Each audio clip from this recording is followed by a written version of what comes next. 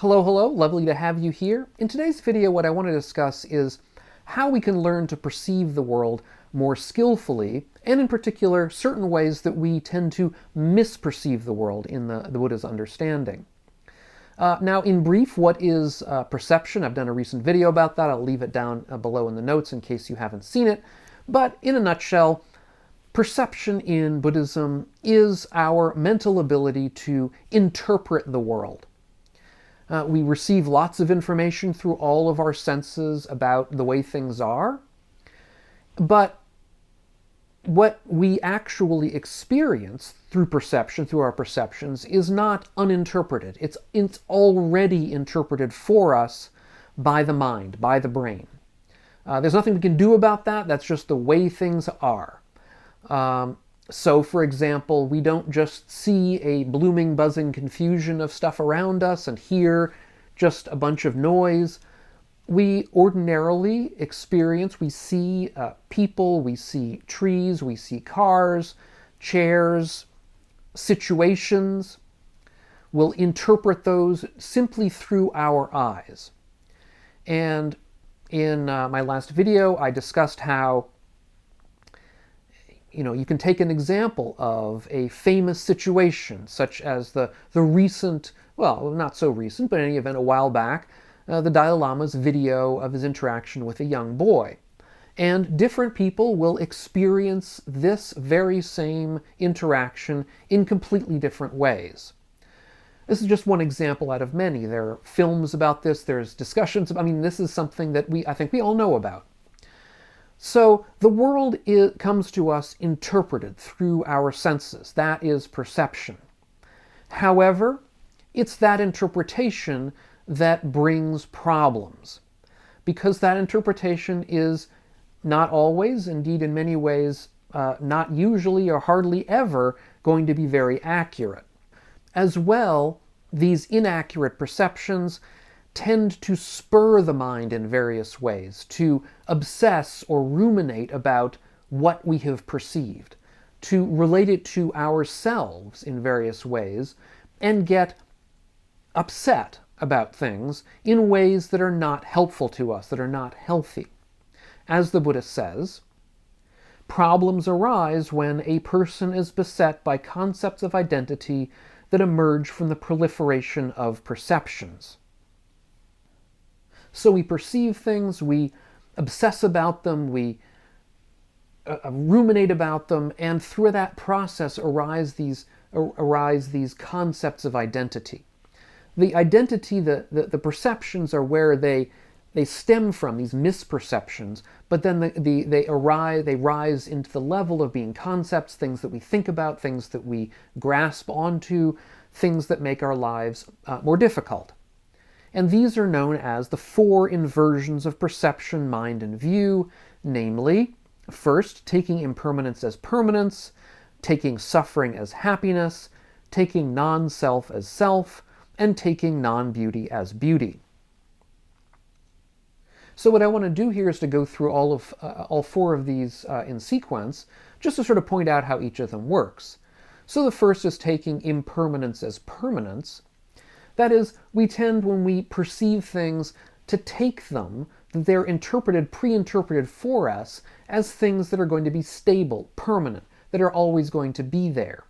Even if at some level we sort of think, oh no, I understand, they're going to pass away, nevertheless, the way they're presented to us, again, uninterpreted, in other words, pre-thought, almost. It's without us thinking about it. They're presented to us as things that we take as permanent. In other words, we think of our friends, of our family, as people that are always going to be there. We think of our house, perhaps, our possessions, as things that are always going to be there. And then we get upset, particularly upset when somebody close to us dies all of a sudden, because we think, this person was supposed to be around for a long period of time.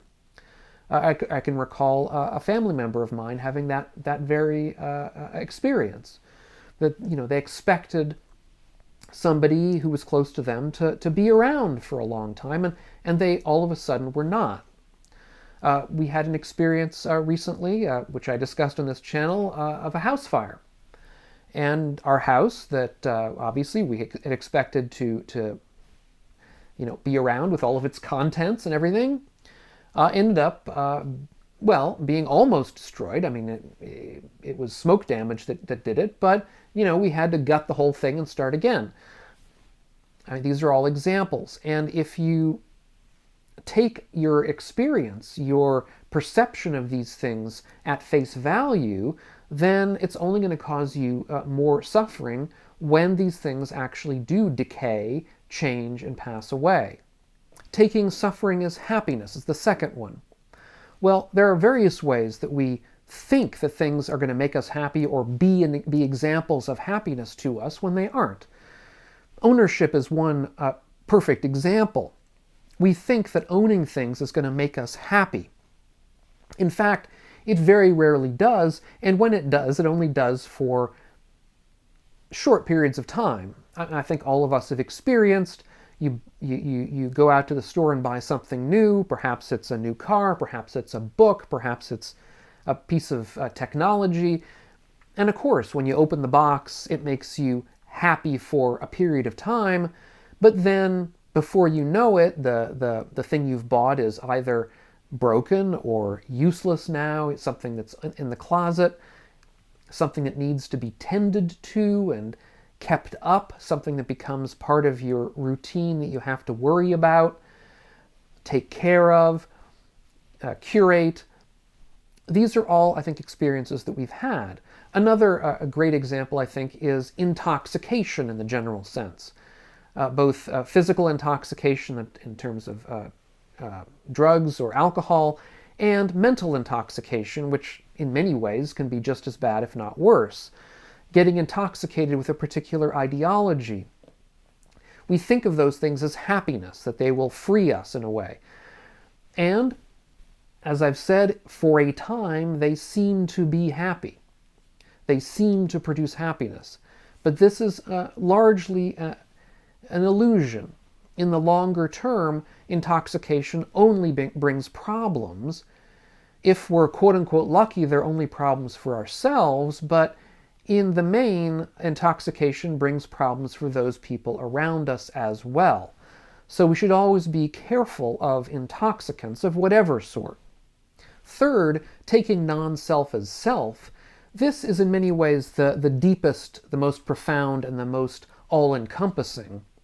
I've done any number of videos on this topic, so I can't cover it in any great detail here. But the basic idea is we tend to identify ourselves with all kinds of things in the world, with our possessions, but more directly and deeply with what we take to be our physical self and our mental self. Let's say our body in particular. We identify ourselves very strongly with our bodies. And so when our bodies change, as they inevitably will, it's going to cause us dukkha, it's going to cause us suffering. Because we're taking what is essentially non-self, which is not really under our control, as something that is ourself and that therefore should be under our control.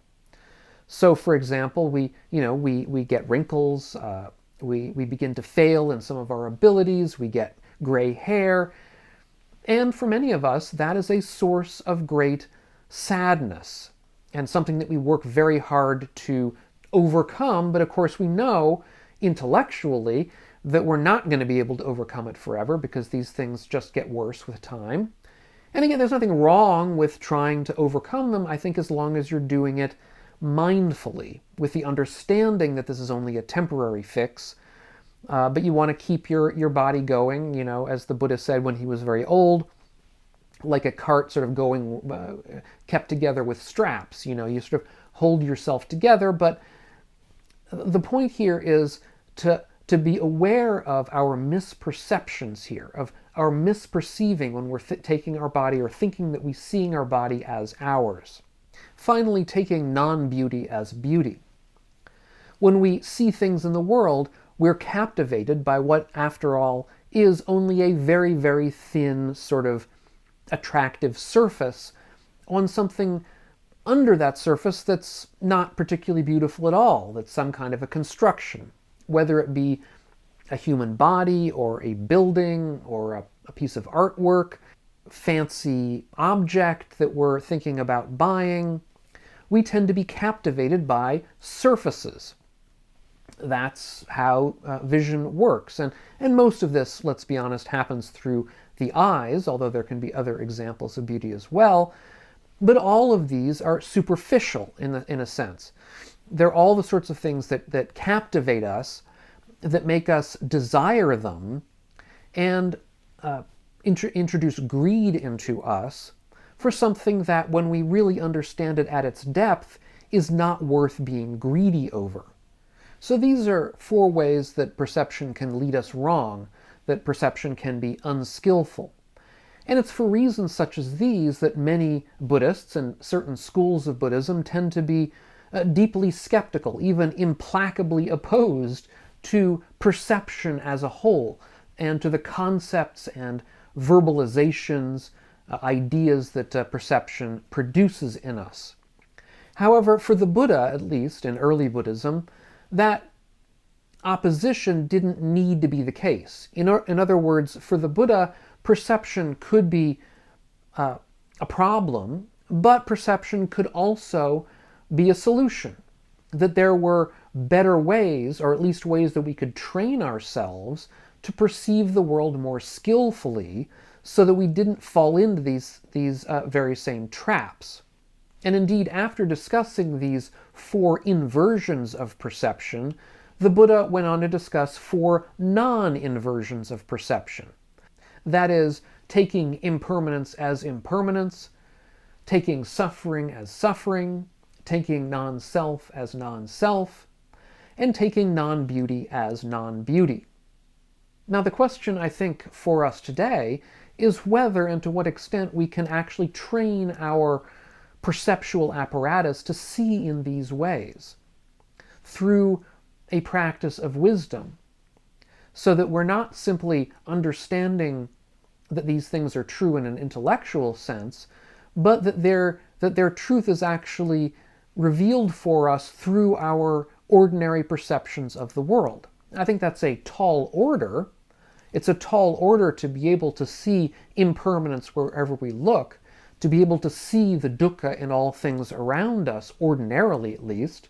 That is to say, the ordinary dukkha that would encompass us if we fell into these problems, to be able to see non-self everywhere, and to be able to see that things are not beautiful in the sense that they're not worth getting greedy over. They may be attractive, but that doesn't mean that we should get that they have this kind of beauty that wants to make us want them in a sense of possession and ownership, which is ordinarily the way we react to beauty.